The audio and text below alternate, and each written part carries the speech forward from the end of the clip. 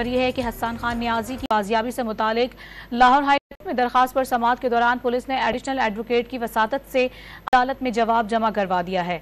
Police report के मुताबिक हसन नियाजी को इन्वेस्टिगेशन और ट्रायल के लिए मिलिट्री के हवाले कर दिया गया है। मजीद तफसीलात हासिल करेंगे डॉन न्यूज़ के नुमाइंदे राना बिलाल से। बिलाल बताएगा इस हवाले से मजीद क्या तफसीलात हैं आपके पास?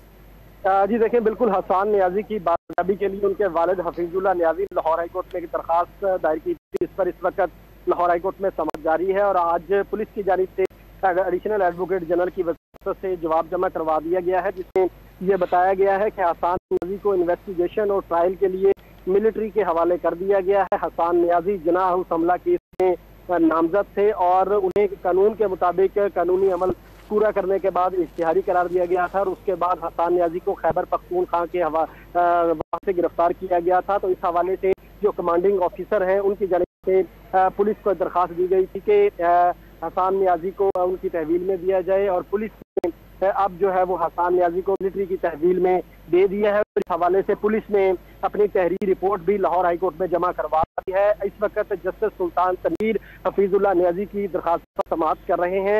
एडिशनल एडवोकेट जनरल और जो हफीजुल्लाह नियाजी के वकला हैं वो भी इस वक्त कमरा अदालत में दलाइल दे रहे हैं, जबकि रिपोर्ट में यह बताया गया है कि हसन नियाजी को इन्वेस्टिगेशन और ट्रायल के लिए मिलिट्री के हवाले कर दिया गया है।